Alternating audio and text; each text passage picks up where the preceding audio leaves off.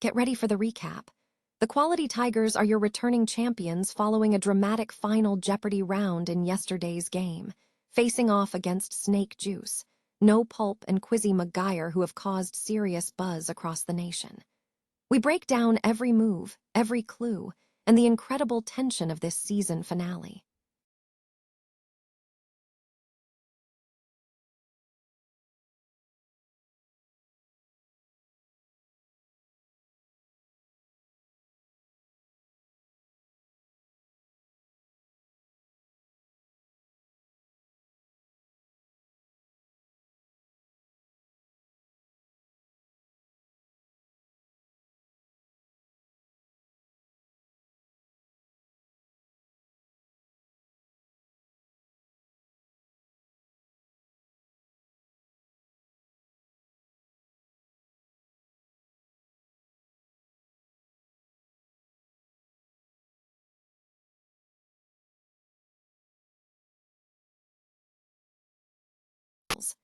We celebrate his incredible work and the lasting impact he had on generations of fans. And finally, we blast back to the 90s with decade-defining pop culture moments. From Michael Jackson's global reign to the rise of grunge, the impact of Britney Spears, and the cultural phenomenon of Beanie Babies, we look at the moments that truly shaped our world. Don't miss this deep dive. Stay tuned right now for all the details. The Quality Tigers have secured their spot as returning champions following a thrilling final Jeopardy round in the latest pop culture Jeopardy, Season 2, Game 7, which aired on Tuesday, May 19, 2026. They faced off against Snake Juice, No Pulp, and Quizzy McGuire, a pairing that has generated considerable buzz among pub quiz enthusiasts. The game featured a diverse set of categories, including I Bought It in the Aughts, A Lovable Alien, Who Is This Diva?, An Invitation to the Cookout, That's in Entertainment, and Needle Drops. Snake Juice, No Pulp demonstrated exceptional performance, capitalizing on a significant lead throughout the game. They secured 2 daily doubles early and maintained momentum, ultimately emerging as the winners. Their performance in the Rated R category was particularly strong. In contrast, the Quality Tigers showed resilience, securing several correct responses, though they missed out on a decisive final push. Quizzy McGuire also put up a solid showing, navigating the challenging rounds. Throughout the competition, the stakes were high. The final tally revealed Snake Juice, No Pulp as the champions with a final score of 24,001, surpassing the Quality Tigers' final score of 6,050 and Quizzy McGuire's 12,200. Key moments included Snake Juice, No Pulp's dominant performance in the Pod People category, and their success in the final round. The game highlighted a competitive atmosphere, with both teams displaying sharp knowledge across the varied subject matter.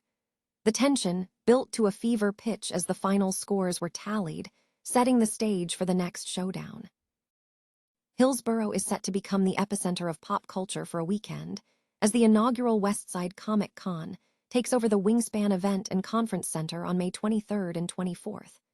Organizers have established the event as a community-driven, registered nonprofit, emphasizing local talent and neighborhood support. A significant highlight will be the showcase of over 60 creators from across the Pacific Northwest, featuring original art, comics, and handcrafted goods. Attendees are encouraged to participate in a cosplay showcase, featuring a family-friendly competition celebrating local costume designers. Gamers will find a dedicated area for tabletop and retro gaming from local vendors, complemented by interactive panels discussing everything from indie comics to industry insights. The convention lineup features notable guests including comic writers Kelly Sue DeConnick and Matt Fraction, animator Keith Tucker, artist Robert Sumner, and author Cheyenne Osborne.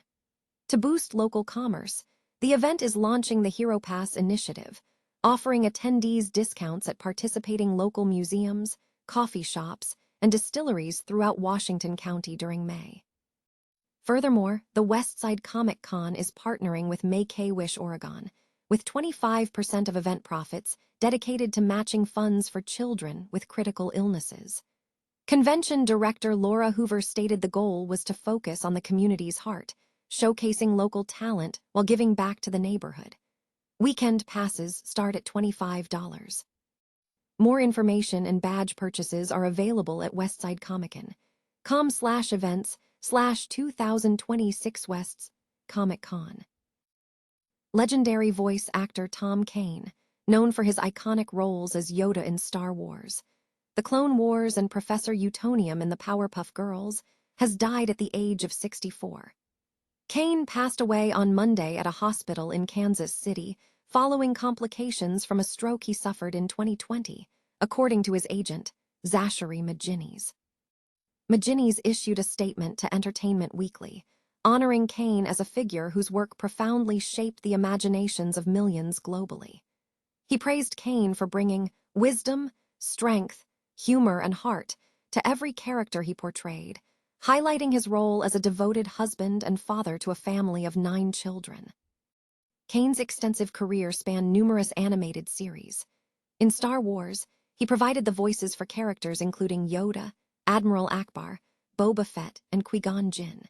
His work also included the Powerpuff Girls, where he voiced Professor Utonium and HIM, as well as roles in The Wild Thornberrys, Foster's Home for Imaginary Friends, and Archer.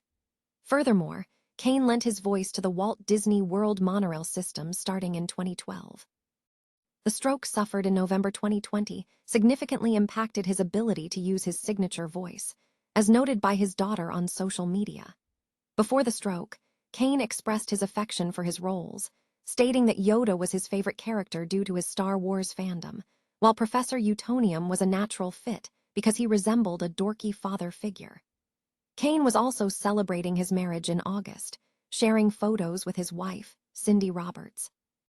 His family and colleagues have expressed deep gratitude for his contributions, with tributes emphasizing that the characters and stories he created will endure forever. The 1990s remain a decade rich with indelible pop culture moments that continue to shape contemporary society, offering a fascinating glimpse into a transformative era. From iconic music and television to groundbreaking technological shifts, the decade left a lasting imprint. Music dominated the landscape, headlined by Michael Jackson, the king of pop, who released chart-topping albums like Dangerous, 1991, and H.I. Story, 1995. His influence extended beyond music, highlighted by his performance at the Super Bowl XXVII halftime show in 1993, which remains legendary for its production and Jackson's unique stage presence. The era also saw the rise of manufactured boy bands, such as the Backstreet Boys and NSYNC, who engaged in a notable rivalry before gradually moving into collaborations.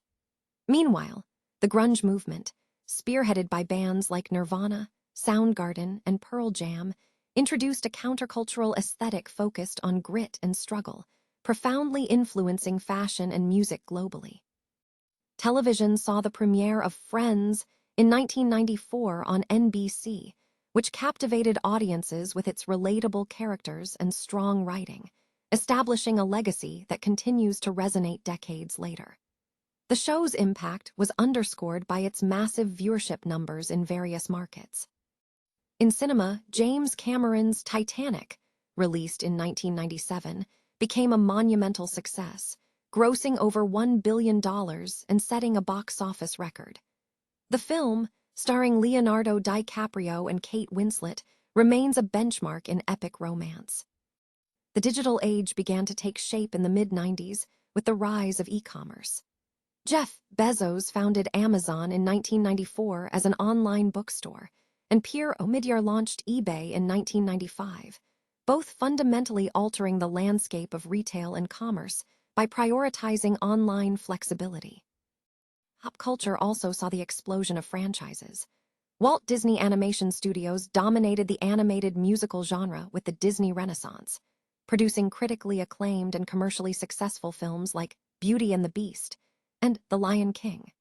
Concurrently, the Pokémon franchise launched in 1996 with the release of its video games, instantly becoming a massive cultural phenomenon that spawned an extensive ecosystem across media, including movies and theme parks.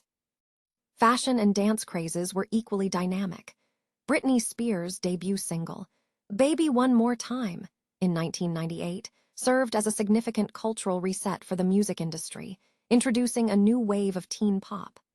Dance trends were also pervasive, with the Macarena and MC Hammer's "You Can't Touch This" dance moves becoming global staples. However, the decade concluded with a sense of impending change, marked by widespread global anxiety over the Y2K bug in 1999. While the technological fallout was minor, the panic spurred valuable lessons regarding advanced technology and consumer behavior, paving the way for the trends of the 21st century. The internet, throughout this period, proved to be a powerful tool for preserving and revisiting these cultural touchstones, ensuring that many of these 90s moments endure.